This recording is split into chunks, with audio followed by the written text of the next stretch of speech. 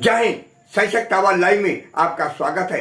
मैं राजेंद्र सोनी एक बार फिर हाजिर हूं आम जन से लेकर राजनीति और क्षेत्र की विभिन्न घटनाओं के साथ। पक्ष न विपक्ष, सिर्फ निष्पक्ष। सोनिया बिहार की दुर्दशा को देखते हुए नारकी जीवन बिता रहे सोनिया बिहार वासियों ने दलगत राजनीति से हटकर जर्जर हो रही सड़कों, साफ सफाई और गजबजाती नालियों को लेकर एकजुट हुए और आवाज बुलंद की। 6:30 बजे से दूसरा पुस्ता रामनाथ पब्लिक स्कूल के निकट संपन्न हुई। कांग्रेस, भाजपा, बसपा सहित सभी दलों के कार्यकर्ताओं और क्षेत्रवासियों ने जनप्रतिनिधियों के खिलाफ मोर्चा खोला। समाज सेवी किशोर मिश्रा के अध्यक्षता में अपना दर्द उड़ेलते हुए सोनिया बिहार वासियों ने करावल नगर के विधायक और सांसद से पूछा, कैसे मिलेगी हमारे सोनिया बिहार को समस्याओं से निजात। इस अवसर पर उपस्थित गणमान्य नागरिकों में किशोर मिश्रा, मंडल उपाध्यक्ष विनोद चौधरी भाजपा, रंजीत तिवारी जिला सचिव सीपीआई, राजपाल शर्मा भाजपा, मास्टर मेघ सिंह पूर्व सचिव बसपा, चतुर्भुज गौतम बसपा विधानसभा प्रभारी, तिलकराज जाटव पूर्व प्रत्याशी बसपा, अश्विनी कुमार प्रोफेसर, सुरेश चंद्र प्रोफेसर, ललित शुक्ला भाजपा से, सत्येंद्र मिश्रा कांग्रेस, वीएन मिश्रा कांग्रेस सहित क्षेत्रवासियों ने हिस्सा लिया। कार्यक्रम का आगाज करते हुए किशोर मिश्रा ने स्पष्ट करते हुए कहा, हमारा किसी भी पक्ष या दल से कोई विरोध नहीं है। जनप्रतिनिधि हमारे हैं, हमारे चुने हुए हैं। हम चाहते हैं कि नारकी जीवन जी रहे सोनिया बिहार वासियों को बुनियादी समस्याओं से निजात दिलाई जाए, जिससे हमारे बच्चे विद्यालय जाते हुए लबालब भरी सड़क या नाली में ना गिरें, सुरक्षित घर लौटें। देखिए आज की ये रिपोर्ट। जेपी नड्डा भाजपा के जो अध्यक्ष हैं उनको, भाजपा के अध्यक्ष हैं उनको, दिल्ली के संगठन मंत्री सिद्धार्थन जी हैं उनको ये मैंने पत्र लिखा है सबको, जो ये पत्र मैंने सबको दिया है और इसमें सोनिया बिहार की जो नारकीय स्थिति है उसके बारे में मैंने बताया है। बहुत सारे लोगों को यह लगता है जो मैं गलत कर रहा हूँ, तो उस गलत का ये एक उदाहरण है। पूरे सोनिया बिहार की जो आज स्थिति है, ये प्रधानमंत्री जी को, गृह मंत्री जी को ये जा चुकी है। ये सारी की सारी पद्धति में उनको दिया है। उसके बाद बहुत सारे लोग हमें ये कहते हैं किशोर मिश्रा जी अपने जनप्रतिनिधि के पास नहीं गए। ये सांसद जी को पास हम गए थे, जिसमें रंजीत तिवारी जी थे, उसके बाद वीर सिंह सोलंकी जी थे, उसके बाद उसमें मास्टर नरेंद्र जी थे, प्रवेश राठौर थे। सांसद जी के पास हम गए थे और उन्होंने स्पष्ट शब्दों में मुझे कहा था, जो मैं कल आपके क्षेत्र में आ रहा हूं, लेकिन हमारे ही कुछ लोगों ने जाकर के उनसे मना कर दिया, जो आप क्षेत्र में मत आओ, वहां पे जाओगे तो आपकी बेइज्जती हो जाएगी। उनसे बात हुआ मेरी, तो कहते कि जो आपके यहाँ से पूरी के पूरी कचरा ये सब डाल दिया जाता है नाले से, इसलिए आपके रोड पे पानी आता है।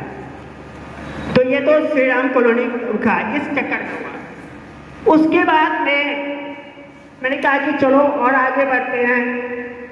मैं डीसी के पास गया, नगर निगम के कमिश्नर के पास, उनको भी पत्र दिया। वो कहते हैं ठीक है, मैं इस चीज को देखता हूँ और उसके बाद आपको बताऊंगा। ये डीसी के पास भी गया, कोई सुनवाई नहीं। पास कम से कम मैं 10 बार गया हूँ, उनको लेटर दिया हूँ और सारी परिस्थिति से उनको अवगत कराया। विधायक जी का सबसे बड़ा कहना था, जो दिल्ली सरकार मुझे फंड नहीं देती। ठीक है, मैंने कहा कि विधायक जी फंड नहीं देती है, आप आगे बढ़ो, हम लोग आपके साथ हैं, धरना प्रदर्शन करिए, हम साथ होंगे। विधायक जी के पास पानी की समस्या के लिए भी लेटर दिया गया था। उसके बाद चूंकि दुर्भाग्य से 2017 के चुनाव से पहले यह क्षेत्र दो वार्डों में बट गया, सोनिया विहार और श्री राम कॉलोनी। 6 किलोमीटर में हमारा सोनिया विहार फैला हुआ है और 6 लाख के आसपास यहाँ की आबादी है। कभी आप लोगों ने ये सोचा, आप कहीं भी चले जाओ, कहीं भी चले जाओ, आपको हर कॉलोनी के अंदर आपको होगा शाहजहां में आपका स्वागत है, करावल नगर में आपका स्वागत है, यमुना विहार में आपका स्वागत है। लेकिन हमारे यहाँ ये नहीं है। बड़ी आश्चर्य की बात है, जो हमारे सारे जनप्रतिनिधि हम उनको हाथी उतारते हैं, सेल्फी खिंचवाते हैं उनसे, लेकिन ये नहीं है हमारे कॉलोनी में। आप लोग सब लोकल लोग देख रहे हो क्या कुछ होता है। सबसे दुर्भाग्य की बात है, वाटर ट्रीटमेंट प्लांट हमारे कॉलोनी में सोनिया विहार के नाम से है, लेकिन पीने का पानी हमें नहीं मिलता। जरूरत इस बात की है कि सोनिया विहार की जो जनता है उसको खड़ा करने की जरूरत है, उनको सचेत करने की जरूरत है। और वो सचेत कैसे होगी? जब हम उनसे बात करेंगे, उनसे संवाद करेंगे। और एक सरकार की तरफ से दिया हुआ ही एक हथियार है, और वो हथियार है ग्रीन ऐप और ईडीएमसी ऐप। राइट, इस ऐप के प्रति जागरूकता करके ज्यादा से ज्यादा जितनी ज्यादा शिकायतें जाएंगी, यानी कि लोग अब सचेत हो चुके हैं, सरकार जो है फिर उस केस के अंदर वो हिलने के लिए बाध्य होगी। अपनी राजनीति करना चाहता है, नेता करना बनना चाहता है। और एक बात और सही कही उन्होंने, भाई साहब ने बड़ी अच्छी बात कही। क्या नाम है आपका? हाँ, मैं जानता था, बहुत कुछ नाम बोल रहा था, मच्छिंद्र जी। इन्होंने बड़ी अच्छी बात कही। इन्होंने कहा जो प्रधान बन गया वो नेता बन गया, और ये ईमानदारी सच्चाई है। यहाँ पर इस सोनिया विहार के अंदर जो प्रधान बना, चाहे वो किसी मोहल्ले का बना, चाहे किसी भी क्षेत्र का कहीं का भी बन गया, वही नेता बन गया। किसी न किसी पार्टी जुड़ गया, चमचगिरी शुरू कर दी। मैं ऐसा नहीं करता भाई, सीधा खेल फरुखाबादी अपना। तो प्रोफेसर साहब आज से 30 साल से यहाँ पर आ रही, अब मैं राजनीति बाजी मानता आप लोग, मैं सोनिया विहार के लिए मैं तो कहता हूं मैं सोनिया विहार हूं। जब हम सोनिया विहार को खुद को सोनिया विहार कहना शुरू कर देंगे, उस दिन समझो सोनिया विहार का विकास कोई माई का लाल रोक नहीं सकता आपका। तो मुझे लगता है जो 3 साल का उनको 3 साल का 90-90 हजार रुपए जोड़ा जाए, जो उनको वो मिलता है और तनख्वाह मिलती है, शायद दिल्ली सरकार से वो भी नहीं मिल रही होगी इनको। ये भारेबाजी नहीं चलेगी साथियों। हमें हर ब्लॉक में, हर कॉलोनी के अंदर कोने कोने में जाकर लोगों को जागरूक करना पड़ेगा। मैं चाहता हूं, रणजीत तिवारी से कहना चाहता हूं, भाई हमारे प्रधान जी बैठे हुए और हमारे मेघ सिंह जी बैठे हुए हैं, अगली मीटिंग हमारे 4.5 पुस्ते पर रखने की मेरे को इजाजत दी जाए, और कम से कम 200-250 आदमियों की मीटिंग मैं करके दिखाऊंगा कि वो 200-250 आदमी मीटिंग, और उसमें लेडीज, उसमें महिलाएं भी होंगी। बन गया है, सारी फोटुएं हैं, सारा चीजें हैं, सारा पत्राचार है, इलाके की समस्या भरमार है। अगर हम माननीय उच्च न्यायालय में एक जनहित याचिका दायर करें इस इलाके की समस्याओं के लिए, तो कैसा रहेगा? ठीक है, क्योंकि इन्हें झुका देना है, और कोर्ट ही एक ऐसी जगह है जहां पे कोई भी झुक जाता है। आपको नेताजी याद होगा, वहां स्कूल में बच्चों का दाखिला नहीं हो रहा था 4:30 में, हमने बच्चों के द्वारा हाई कोर्ट में लगवाया था PIL, पूरा असला उठ के आ गया था और पूरी सरकार हिल गई थी। सबको झुकना पड़ेगा वहां। भाई हम इस देश के नागरिक नहीं है क्या? देश की राजधानी में रह रहे हैं, कहने को हम देश की राजधानी में रह रहे हैं, पर ऐसे हालात, ऐसा तो किसी गवई गांव में भी नहीं है जैसा हालात हमारे यहाँ पे है।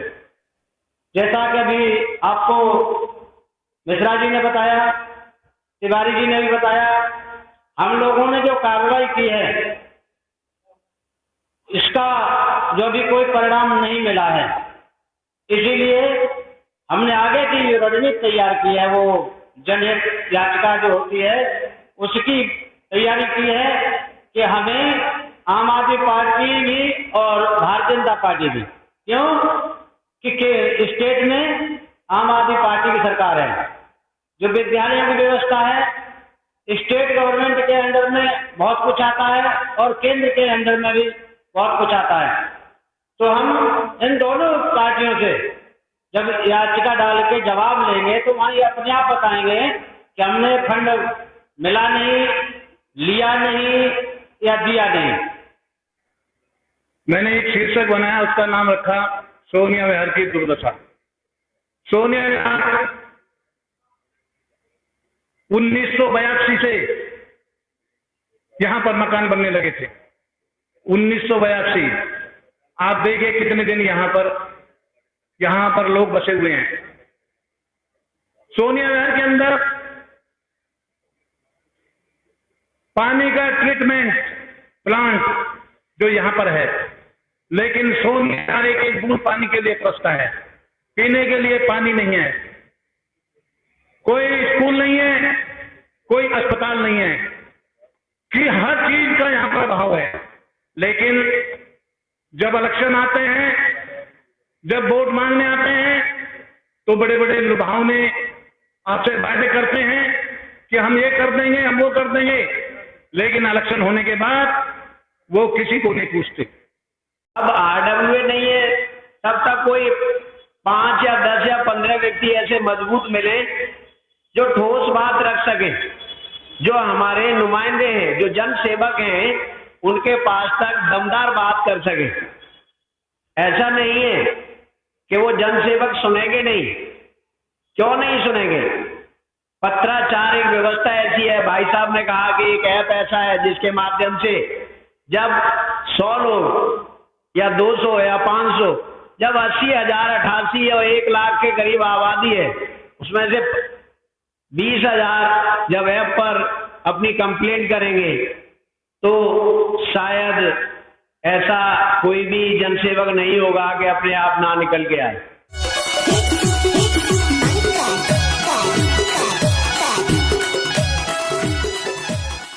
जाते जाते सब्सक्राइब करना ना भूलिए, आपके अपने चैनल को एक प्यारे से लाइक के साथ।